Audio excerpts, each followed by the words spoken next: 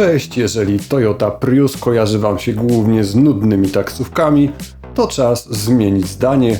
To dlatego, że najnowsza odsłona tego modelu nie jest już ani skaradna, ani powolna. Wygląda jak auto studyjne, ma prawie 200 koni mechanicznych, napęd na 4 koła, 12-calowe multimedia, 19-calowe koła i system Toyota Safety Sense 3.0. Europa jeszcze czeka na nowego Priusa, ale za oceanem już wszystko nie wiadomo, a w dodatku tam dostępna jest pełna hybryda bez opcji ładowania z gniazdka. U nas ma jej nie być, ale niby dlaczego nie mielibyście poznać auta, które pali nieco ponad 4 litry benzyny w mieście. Tutaj nie ma co kombinować, zapinamy pasy i jedziemy.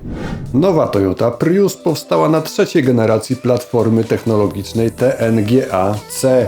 Jak zwykle popracowano nad obniżeniem środka ciężkości, redukcją masy i zwiększeniem sztywności w porównaniu do poprzedniej generacji.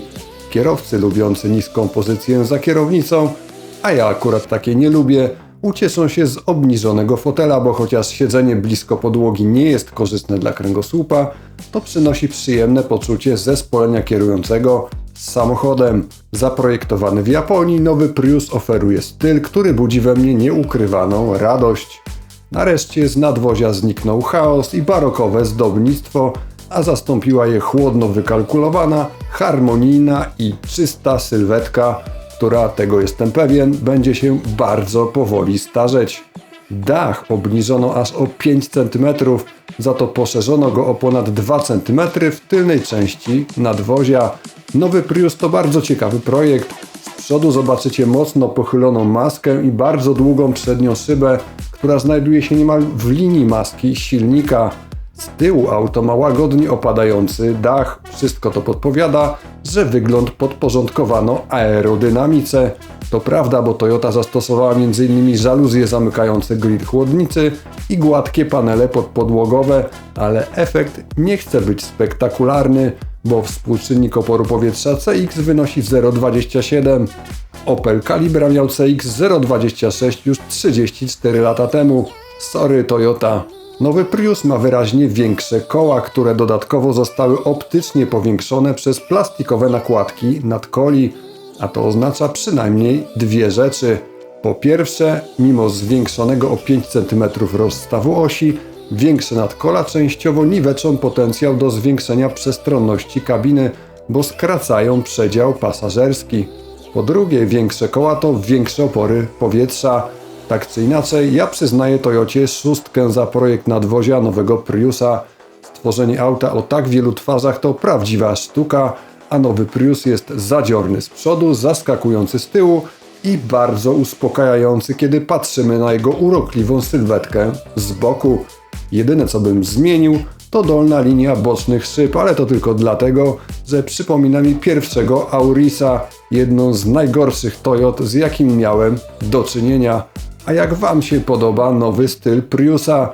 Napiszcie o tym w komentarzach, ja też chętnie dołączę do dyskusji, a teraz przenosimy się do kabiny. A tam na pewno nie będzie nudno.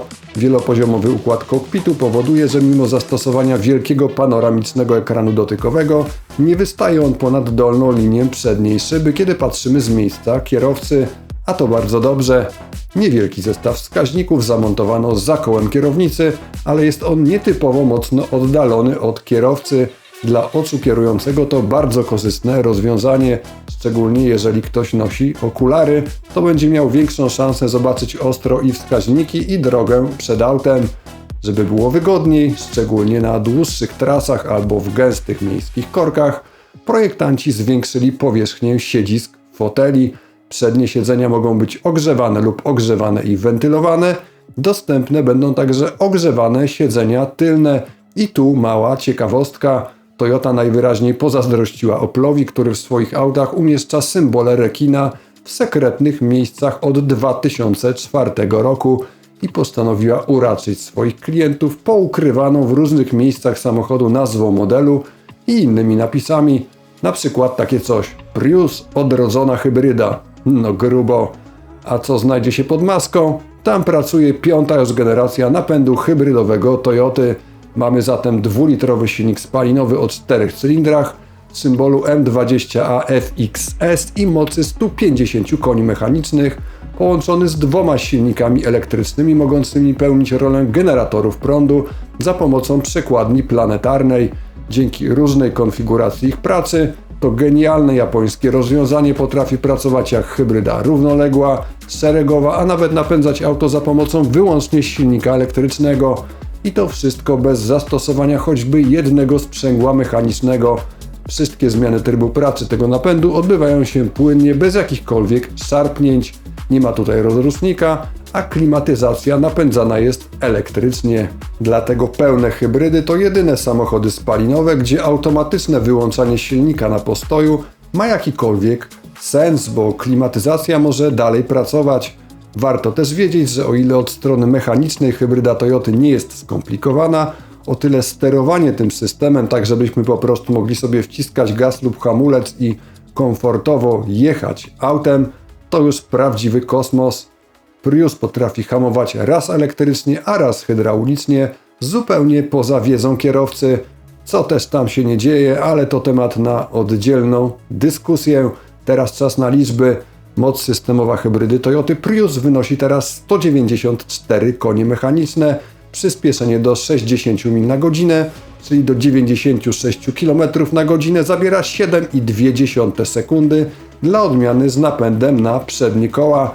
To ponad 25% szybciej niż w poprzedniej generacji Priusa, gdzie czas ten wynosił 9,8 sekundy. Jak widzicie, Toyota po dekadach produkowania samochodów na zakupy zrozumiała wreszcie, że frajda z jazdy dobrze sprzedaje auta. I to nie te z serii GR, tylko masowo produkowane.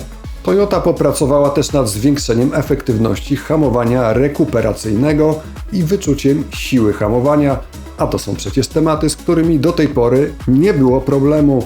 Standardem ma być także system Auto Hold utrzymujący zatrzymane auto w miejscu poprzez aktywację i utrzymanie hamulca, który wyłącza się samoczynnie po dodaniu gazu. Kierowca ma do dyspozycji tryby elektryczny, normalny, ekologiczny i sportowy, a podczas dynamicznego ruszania będzie można liczyć na większe wsparcie tylnego silnika elektrycznego. Wersja AWD ma moc systemową podniesioną nieznacznie, bo do 196 koni mechanicznych, ale za to sprint do 96 km na godzinę skraca się do zaledwie 7 sekund. Moment obrotowy tylnego silnika elektrycznego podniesiono aż o 50%. Moc tego silnika, która teraz wynosi 40 koni mechanicznych, podpowiada, że będzie on wykorzystywany głównie podczas ruszania i rozpędzania w mieście, ale to i tak postęp, bo poprzednio ten silniczek miał zaledwie 7 koni mechanicznych. Podczas ruszania na śliskiej drodze na pewno się przyda. Jest też szansa na nieznaczne ograniczenie podsterowności po dodaniu gazu przy małych prędkościach.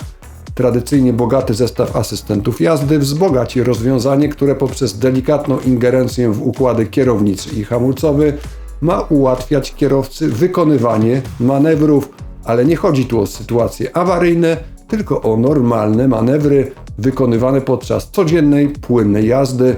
Jedni to lubią, a inni niekoniecznie. No i teraz trzymajcie się, bo będzie o zużyciu paliwa. Mówimy tu o aucie rodzinnym o długości 460 cm.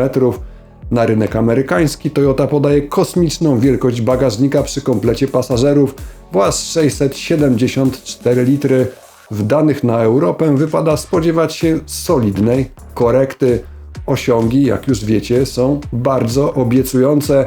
Mocy też nie brakuje, a tymczasem średnie spalanie mieści się w granicach między 4,1 a 4,8 litra benzyny na 100 km jazdy w prawie 200-konnym aucie. Jak to już tradycyjnie w hybrydach Toyoty bywa, różnica między spalaniem w mieście i na trasie jest znikoma. Najwyższego zużycia paliwa należy się spodziewać na autostradzie, gdzie przy stałej i dużej prędkości rzadko dochodzi do hamowania regeneracyjnego i hybryda nie ma czym się wykazać. Ja bym nie miał nic przeciwko temu, żeby odmiana niewymagająca ładowania z zewnętrznego źródła prądu uzupełniła ofertę Priusa, który w Polsce zapowiadany jest wyłącznie w odmianie plug-in. Tutaj moc systemowa wyniesie nieco ponad 220 koni mechanicznych, a przyspieszenie od 0 do 96 km na godzinę zajmie 6,6 sekundy.